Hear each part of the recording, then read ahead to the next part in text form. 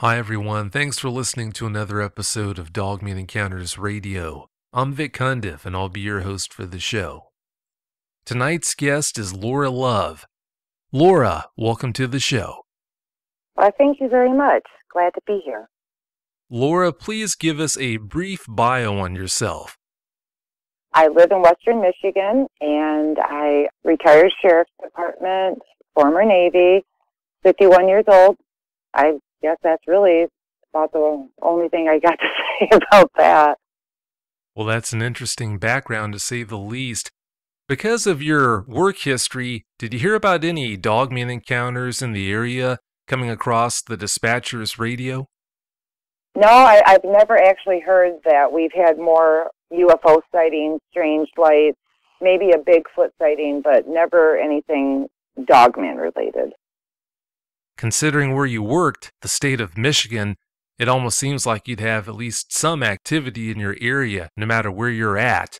But I guess things like that are kind of kept on the down low, so maybe I shouldn't be all that surprised. When you were growing up, Laura, did you have an interest in Bigfoot and other types of things like that go bump in the night?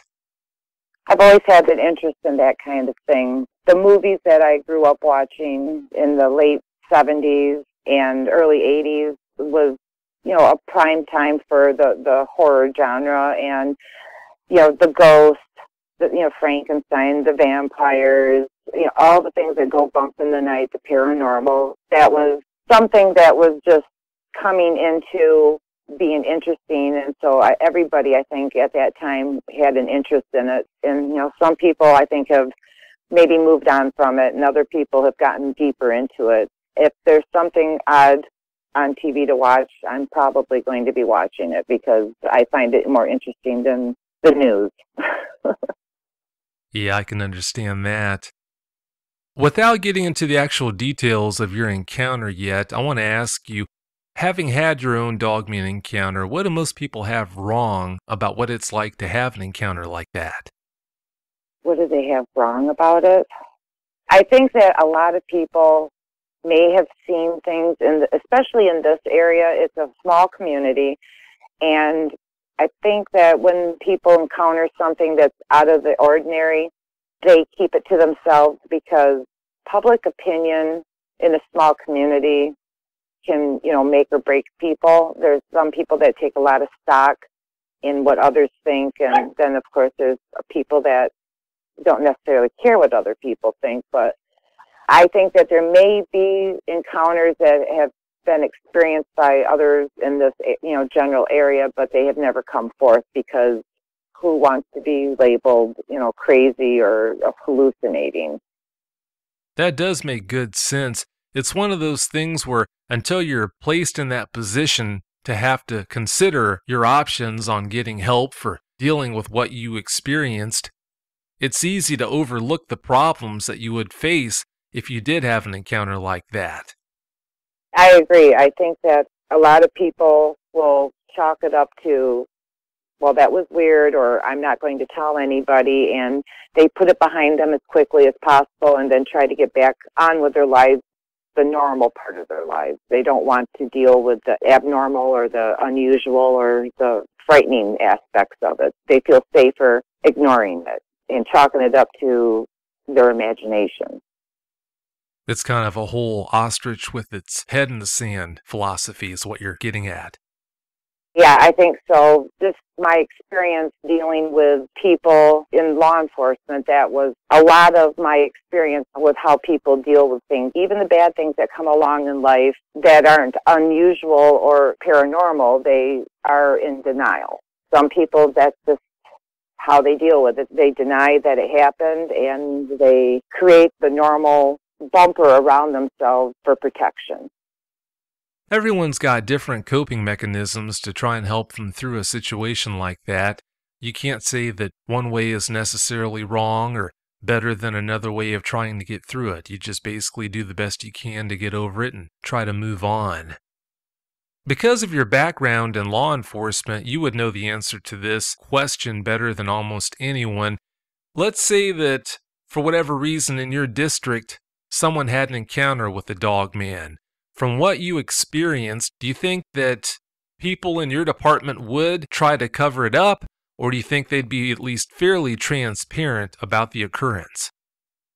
Well, I think it would depend on the individual that was responding to the complaint, to tell you the truth. It's very subjective. If you have somebody that doesn't take any stock in paranormal or unusual occurrences, they're going to rationalize the complaints that are assigned to them. And then you will have other officers that are maybe more open-minded or have had experiences themselves that will take it more seriously and maybe put more effort into the investigation of the complaint from the population. It's really just, it's all subjective. It's all subjective of the person who is in charge of that particular investigation. It sounds like you didn't have any standing orders that were laid out in front of you beforehand, telling you, instructing you if something like a Sasquatch encounter is reported, if something like a Dogman encounter is reported, you are ordered to keep it hush-hush, do not share that info with the public. We didn't have a standing order necessarily, but if you had a complaint, for example, let's just say that a complaint came in of a Bigfoot encounter, the officer would have to duly execute his responsibility of going out and checking into the encounter and try to find out what actually happened, whether or not it was somebody in a gorilla costume or if it was somebody in a big furry coat that may have been mistaken. They try to give it due diligence. I think that depending on who the officer was responding to that call, whether or not they would be able to say, well, it's possibly a Bigfoot, or this is a load of malarkey, and I have to go out and show this person that they were seeing something that they thought they were seeing, but it wasn't really what they were seeing. They were seeing this instead. But we would not conduct interviews with, let's say, news channels and things like that without everything going through the proper channels and then given the report from our higher ups that would say, okay, this is the information you may release, and this information is not allowed to be released. It was all case-by-case basis. There is an idea out there that if you are in law enforcement or work for the government, if you come out and share that information publicly, there's this idea that you will lose your job. It's almost a foregone conclusion. From what you're saying, it sounds like that probably isn't the case, at least not in your situation it wouldn't have been. Not in my community, but I guess if you were to, let's say, beat that drum rather loudly and long, they may call you into the office and have a discussion with you and say, you are representing the sheriff's department or, the police department or whatever agency you work for. And you have a responsibility of presenting a certain image. And if you walk around sounding like you've fallen off of the turnip wagon, then they may ask you to tone it down or not be so vocal about it. But we've never really had a situation like that. So I can't say for certain that that's what would happen, but that would be my best guess and how it would be handled. That's pretty much what I would expect, so there's no surprise there. Well, let's get into the details of this encounter you had. Before you tell us about the actual encounter, Laura, please tell us about the area where this encounter happened. The area's in western Michigan. It's the lakeshore area. I guess it's the eastern lakeshore of Lake Michigan, but the western shoreline of the actual state. About halfway up south of Mason County. It's just a little agricultural area. We don't have any big cities. In fact, I think we have one stoplight, possibly two in the whole county. It's very rural, very laid back, not a lot going on here. We do have tourists that come here in the summer because we have sand dunes and Lake Michigan. But in the winter, it's basically just the farmers and their animals and the orchards around here. Yeah, lots of wood for hunters. There's a lot of hunters in this area that come here during deer hunting season. We do have a lot of deer in this area. It's a good area to raise a family, and it's a good area to snowmobile and snowshoe, ski, winter sports like that. There's a lot of trails and a lot of woods, a lot of open fields for riding snowmobiles and everything. It's a very fun family area. Oh, it sure sounds like it. Sounds like a good place to live. Well, let's get into the details of this encounter you had. Please share every last detail that comes to mind, starting with why you were at the location of the encounter in the first place. Okay, well, it was February of 2009. I had broken my arm, and I had to have my arm in a sling. It couldn't be casted because of the area of the break. My best friend would come up to my house and pick me up and take me down to Muskegon County, which was about 40 miles away from where I lived, so that I would have something to do. I was going to start raving mad, being locked in my house and not being able to drive or to do anything because of my injury. So she would come up very frequently, pick me up, take me down to Muskegon, and we would watch a movie, or we'd go hang out at her house, or we'd walk around the mall or something, just something to get me out of the house. On this one particular night, we were driving back from Muskegon. It was about 11:30, 12 o'clock at night. It wasn't snowing, but it was winter. The roads were snow-covered with patchy spots of pavement and compacted snow, so there was icy spots. It's very typical of Michigan winter. We were just talking, driving north on US 31. We had gotten into Oceana County from Muskegon County, and we were about in the Roxbury area on US 31. We were approaching an overpass. There was a truck in front of us. I would say probably about 5 or 6 car lengths ahead of us. We were making sure that we weren't too close to him in case, he hit a nice patch and we, wanted to prevent an accident. From the left, we saw something moving. It was running very fast on 2 legs. It came from the left onto the road, and it hit the rear quarter panel of the small pickup truck in front of us, which caused the pickup truck to fishtail very wildly. Luckily, the driver of the truck was able to get his vehicle back under control. It continued to run towards the right. It did seem to acknowledge that we were even approaching it in a vehicle. It continued to run. It went down the ditch and then up the other side of it into the long, tall grass and the little brushy type of trees and all the undergrowth, and it disappeared. I don't know why it was there. I don't know where it was going. I don't know if it was being chased or if it intentionally approached the truck to do something. I have no idea what the agenda was of this particular entity, but it was going somewhere with purpose, and it seemed to be very intense. It was very shocking because it was so large. It was at least 7 feet tall. It was very muscular. The hair wasn't real long, but it wasn't a short coat either. Perhaps it was like the winter coat, or how animals will have a winter coat and a summer coat. It may have been a little longer for the season. I don't know really what type of genetics they have, if they even have winter coats, come to think of it, but it wasn't what I would call shaggy as much as hairy. Did you get a fairly good look at its muzzle?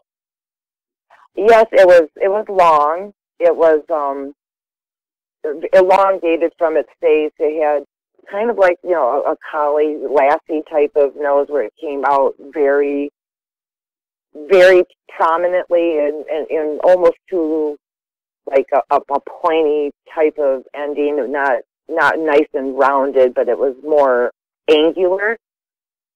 It had a big black nose that, it had the dog nostrils, the dog face. The profile was very classic canine. Pointed ears that stood on the top of its head more than towards the back of its head. They were forward more, and they were standing straight up. And then, of course, they had the mane around its neck and shoulders area, and it kind of wrapped around its shoulders onto its chest, where it seemed to just blend into the rest of the hair or fur that covered its body. And come to think of it, it didn't have the bare belly like most dogs would have. When a dog rolls over, you see the bare belly, and it was like it was totally fur covered over the front. It was one color, but it was, shades of that one color. It was, it wouldn't be like you took just a brown crayon and colored it. It had various shades of brown, darker brown. It was very consistent with a coat of fur that has all the colors that make it uniquely that one animal, if that makes sense. That does make sense. As far as its eyes would go, it's dark out because of how late it was. Did you ever get a chance to see eye color from this thing? No, we didn't get close enough to see eye color, but it appeared that the eyes were dark. Mostly a profile that we saw of this animal or creature. I don't recall seeing any white, like humans have the white of their eyes, and you can usually see that in profile, whereas an animal usually has just the one color of eye until you get really close and can see that they do have variations in color of the eye. But from where we were, it appeared that the face was completely dark.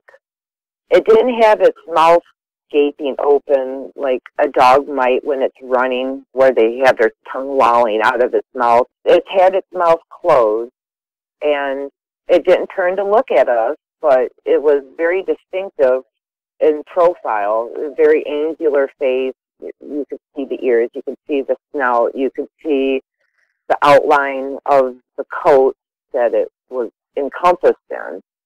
It had very long arms, but from the elbow area down to the fingers is where the arms were abnormally long. It seemed to be very muscular. The legs that it was running on, the hind legs, were shaped like a dog. If you were to stand a dog up to look at you, eye to eye, like a tall dog, the legs were like a canine, and it was moving really fast.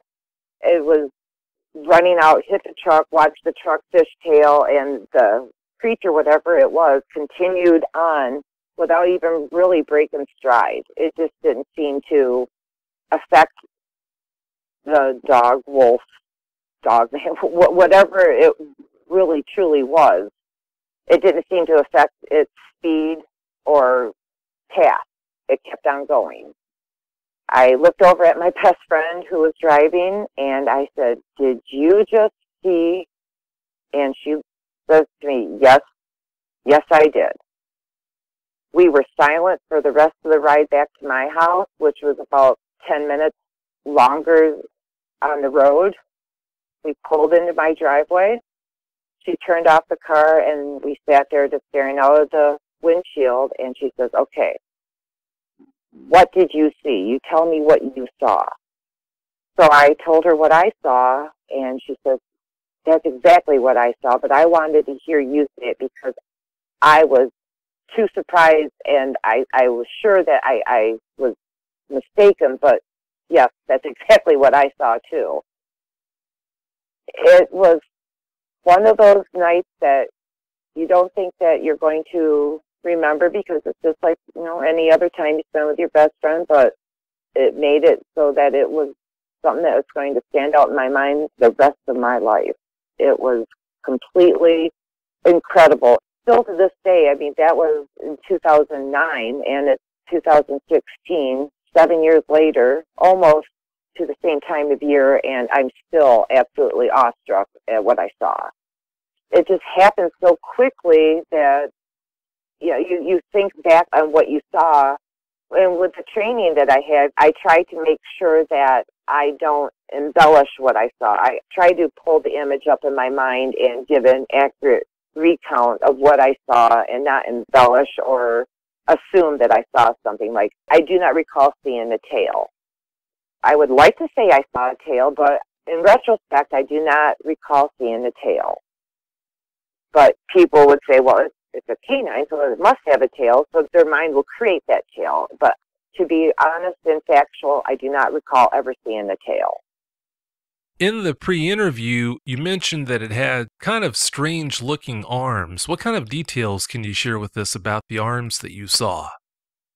The arms seem to be abnormally long. If you were to approach it as a human, where our elbow is, between the elbow and the shoulder, that seemed to be proportionately sized on the creature.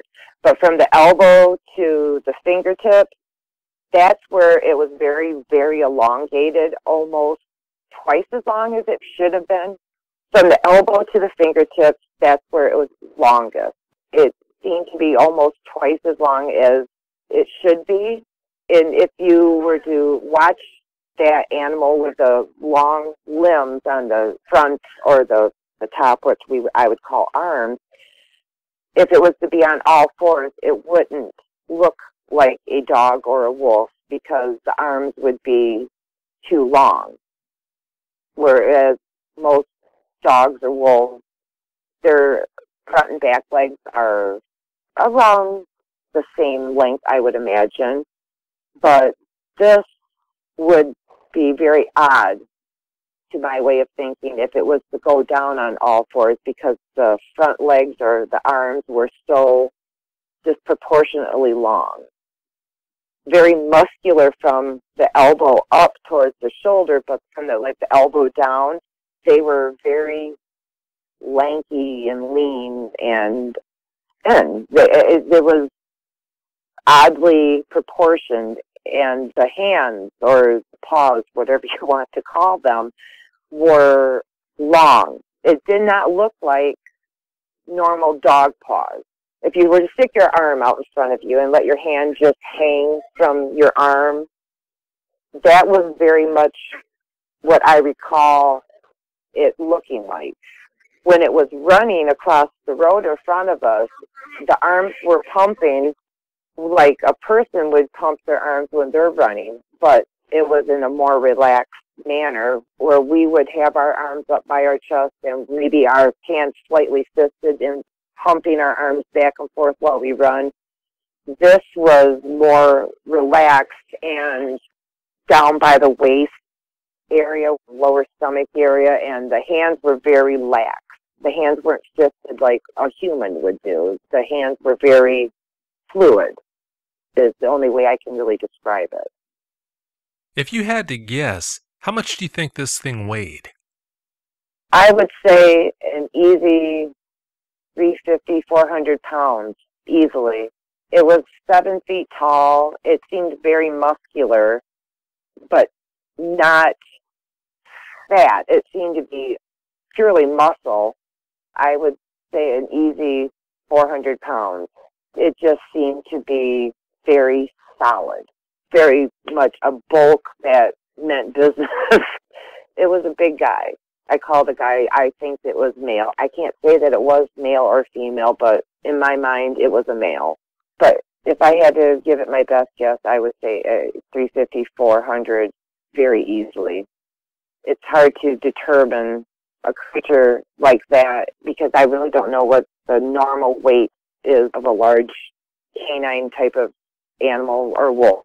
But yeah, 400 pounds would probably be a safe guess. Well, that definitely sounds like something you wouldn't want to run into on a lonely Michigan road, or I guess I should more accurately say that's not something you would want to have run into you on a lonely Michigan road. Well, that was what my best friend and I were discussing. If we had left 30 seconds earlier from wherever we were, that could have been us that it hit. And she drives a Subaru. So if it had hit the Subaru, would it have done some damage? Would we have spun out? Would we have ended up in the ditch? alone or with it? What would it have done had that happened? After an encounter like that, your mind begins to ask a lot of what-if questions. And frankly, since I've seen it, I've thought about it a lot, and I would really love to have some more answers, because this is something you see, and then it's gone, and you don't know if you're the only one that's seen it, because people aren't going to just come forth and say, oh, yeah, I saw, a dogman the other day, because, society can be rather cruel. So people, I think, keep the encounters that they have to themselves instead of sharing the information. Everybody's basically left with their individual encounters and trying to figure out what happened and why it happened, or is there more? Or is that part of a pack? Do they live in packs, or are they solitary creatures? It's just, there's so many questions out there that haven't been answered, that anybody that's had an encounter, I sure would love to know the answers to that. There are a lot of things about them that we just don't know.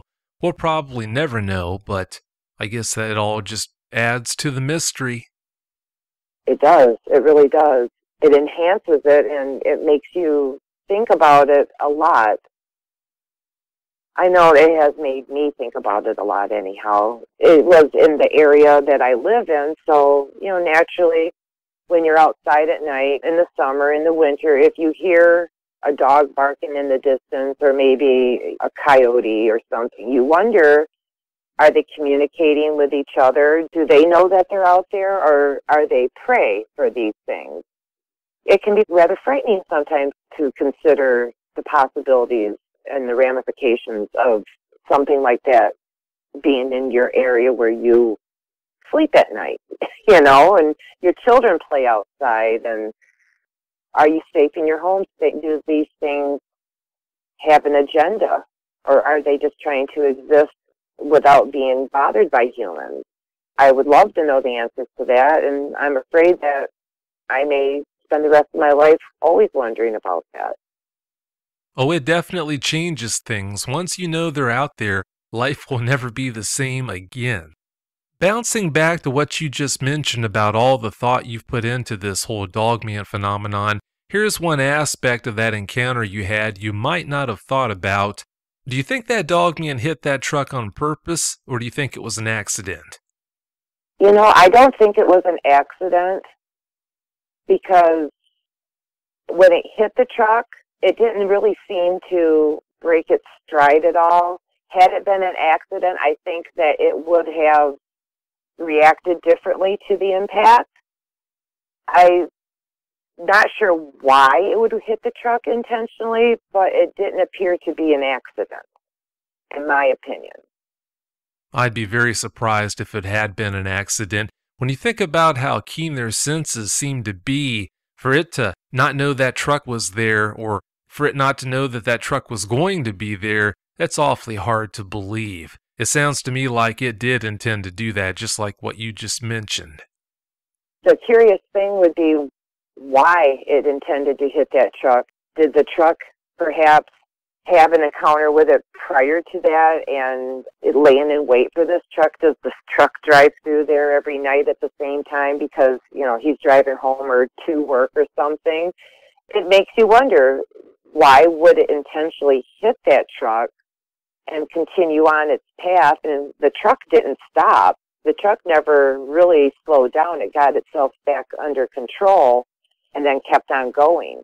If I had been hit by something, I think my way of thinking is that I would have stopped to make sure that whatever I hit or had hit me was going to be okay. That's the type of person I am. If I have a collision with an animal, I would stop, and, if the animal can be helped, then, get help for the animal. If the animal can't be helped, I, put it out of its suffering. It's not something that you just leave there to suffer.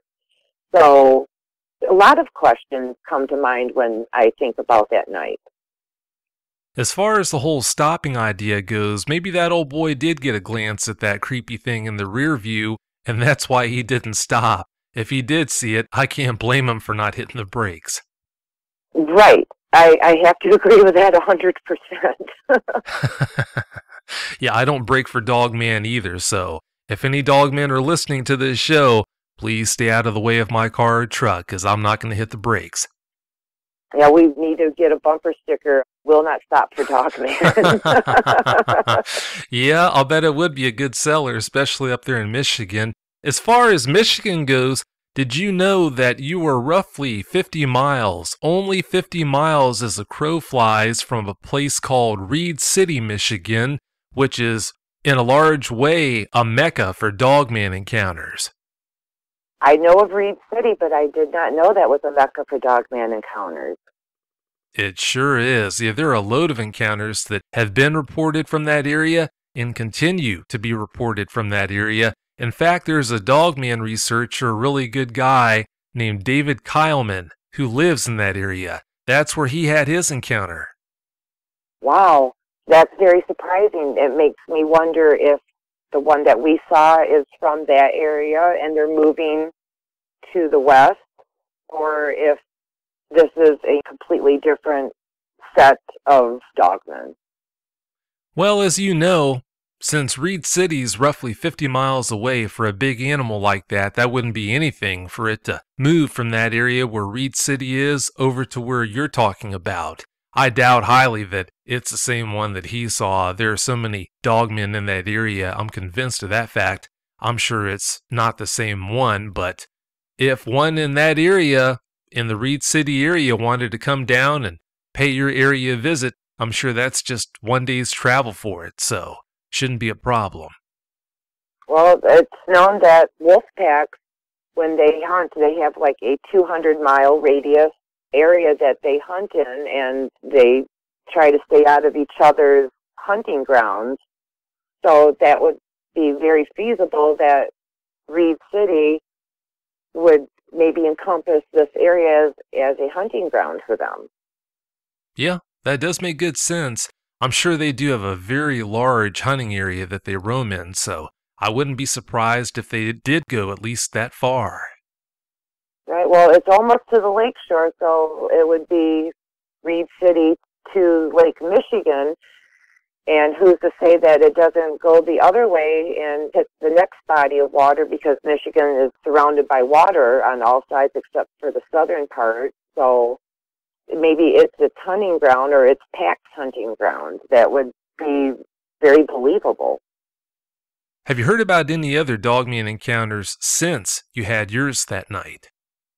Not locally, but after my encounter, I did start doing some research online to see if there were any close by, and either people are keeping it to themselves or they just haven't found, or I haven't found perhaps, where they've posted their sightings. But there have been some sightings to the north of me, about 2 counties north, which would be about 50 miles or so, I would imagine. Manistee, Lake counties, they've been sighted up in that area, which is actually even more rural and more wooded, so they would have many more places to hide or to burrow down into and be undisturbed. The further south you go from Oceana County, it becomes more cities, more towns, more people living in, bigger communities. But from my area north, it does become much more wild, I guess, more woods. Houses are farther apart because everybody has big farms, and so your closest neighbor could be a mile down the road. So I imagine that they find the expanse of trees and fields to be a good area to maybe do their hunting or traveling, because it's not as heavily populated as it would be farther south. That would be perfect habitat for them, so it would only make sense that they'd have a pretty healthy population in areas like that. Well, let's transition into talking about the after effects. Besides your friend sitting next to you when you had that encounter, who was the first person you shared that encounter with after you got back? That would be my oldest son. I told him. he reacted, "You're kidding me, that's cool." And then I believe I told my younger son, and he was kind of like, "Huh, really? Wow." They totally believed it, and I don't think that they necessarily want to have their own encounters, but they totally know that there's things out there that we can't explain, and I guess they think it's pretty neat that Mom had an encounter and lived to tell the tale. Well, I don't think they would have thought it was all that neat if they had been in that car with you that night and had a chance to see that for themselves, but having not seen that, I can understand them thinking that. Yeah, it was absolutely incredible. I'll never forget it. I'm sure that when I'm, 100 years old and have Alzheimer's, this will be one of those things that I'll never forget. Oh, that I'm sure of. I've got no doubts about that whatsoever. What kind of changes, now that you know they're out there and now that you've seen one for yourself the way you did, what kind of changes have you made in your life? I pay attention more to what goes on around me than I used to, I believe, because you never know when you're out in the woods walking what may be out there watching you walk through the woods. I do not go anywhere without some sort of protection because I know that I am not going to be any match physically or even with agility for one of these animals or creatures. Whatever category they happen to fall in, I'm going to be the loser in an encounter if it was ever nose to nose. I just try to make sure that where I go, I know what's going on around me, and if I feel like something is maybe there, I find myself going back to my vehicle and moving on down the road. Can you function the way you used to before you had that encounter? In other words, can you take the trash out at night? Can you go out to the car when it's parked outside at night and not have too many problems? I don't want to let this define me as a person and make me afraid. I do take the trash out at night, and I do, go out to my vehicle. But when I do that, I do it with a lot more awareness of what's going on around me. I listen for animal noises or brush rustling. I'm much more tuned into perhaps what's going on around me than I was before, where I would just maybe run out and have my headset on or something, listening to music. Now I will leave the headset in the house and go outside, so I am aware of if there's something that I need to be careful of or perhaps be aware of that is out there. I don't let my dogs out overnight anymore, though. They come in the house. They stay in the house with me. I don't know if it's more for their protection or mine. I feel better about having them near me, though. No, that's understandable there. I don't think anyone could blame you. Did this cause you to fervently research the Dogman topic after you had that encounter, or did you kind of ease into that research that you mentioned? No, I started researching it. In fact, I have tossed around the idea of maybe writing a book so that way if somebody else has had an encounter that they may have a place to go to get some answers. I'm nowhere near done researching it, but yeah, I am absolutely researching it, the legends, the lore, the Indian aspect of it, the paranormal and supernatural aspects of it. It's an ongoing researching project for myself because I want answers, and if I want answers and someone else has had an encounter, I can't imagine that they wouldn't want answers as well. Yeah, we are really hungry for answers still because there's so many questions that, like I mentioned earlier, we just don't know the answers to. It'll be great to have you on board finding some of those answers out, so that's good news. We can't get too much help on this topic. It definitely needs to be researched, and they need to be able to obtain the answers because they're here, they are among us, and who knows if they are breeding prolifically and their numbers are increasing, are they going to become a threat to mankind at some point in the future? So, to me, knowledge is power, and power that you can use to protect yourself and your loved ones, I think, is very vital to have access to. Oh, I couldn't agree more. Knowledge is definitely power. Why did it hit the back of that truck? Because it did seem to be intentional. However, it wasn't an attack to be fatal, almost like an attack to say, hey, I'm here, I'm aware of you, maybe like a warning perhaps, but I don't know. It was very bizarre to see that animal creature come out and actually hit that truck. The truck definitely was impacted because it began to fishtail. So why? Why did it do that? That's been like the burning question. Why did it do that, and for what purpose? Do they have intelligent thought processes like a human, or are they more animalistic? It's absolutely fascinating. It's frightening, yes, but it's absolutely fascinating because no one knows what really drives them to do what they do. They do so many things that are so hard to explain.